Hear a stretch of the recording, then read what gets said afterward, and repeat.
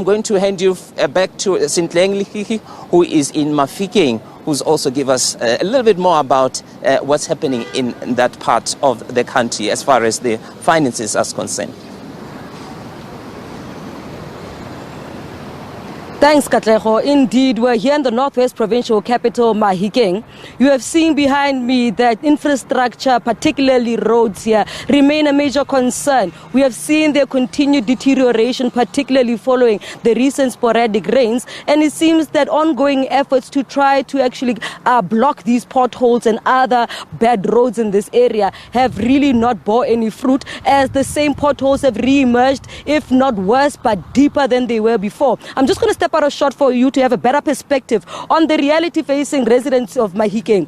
They have to ensure that they actually maneuver around these potholes or through these potholes. You'll imagine that they actually have to incur a lot of damages to their vehicles, and this is actually a time wasted here. Remember that many of the people who reside in this area work in the provincial government, and one would wonder if they themselves have to deal with this type of infrastructure dilapidation. Why do they not necessitate that there is a permanent solution to this sudden or this current level of deterioration? Remember that the problem is not only these roads in urban areas. We've got internal roads in rural areas, villages, that are seeing much worse circumstances than this. They have to go through muddy areas and ensure that they're actually balanced enough to actually maneuver, go to school, go to proper healthcare facilities, and make sure that they get what is deserved by them. But for a better perspective on the realities faced by here residents in Mahikeng, we're going to speak to a member of the youth, Kutlwano. He's studying BCom. He understands really what needs to be done to ensure that when he graduates, better prospects, better infrastructure, better investment. Let's hear from Kutlwano. Kutlwano, for you as a young person, your vehicle, the costs that you have to incur maneuvering through these roads, the dangers as well.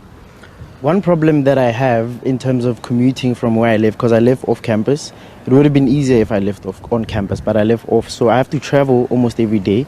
And then I have to maneuver around certain places, especially when it rains. It becomes a real hassle for me. So I have to take alternative routes, which means I have to spend a lot more on petrol. It's very inconvenient for me because last year, I remember at some point I had a puncture because of one of the potholes that I had driven into. And there's no processes for us to claim. They don't show us, okay, Sharp, if something happens to your car, you can claim, go government thing. But they don't really teach us any of that. They don't tell us. Even if there's no awareness campaigns. So there's so many things that I feel like they should address. Also, the state of the area here when it rains a lot, right?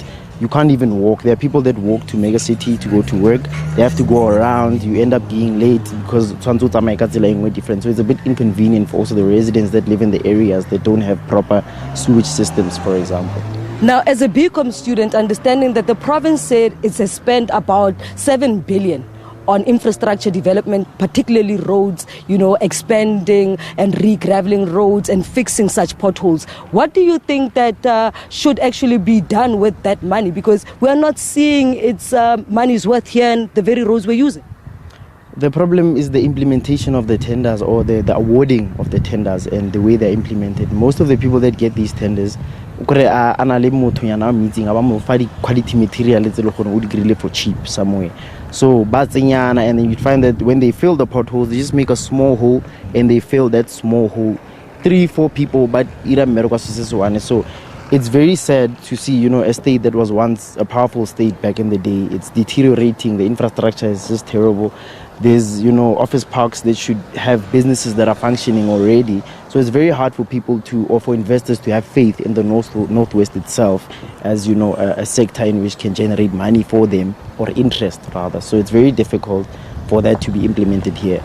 Thank you so much for your time, Kutlwano. Critical observations from the youth here in the Northwest Provincial capital, talking about the infrastructure that is continuing to be dilapidated, ignored and left to the sidelines. While many of the people here see investment in trying to better infrastructure here, but as he said, the implementation, the tender processing, shoddy workmanship, there's a lot that needs to be unpacked with this coming budget tomorrow, and promises that have to be kept for here people in the Northwest.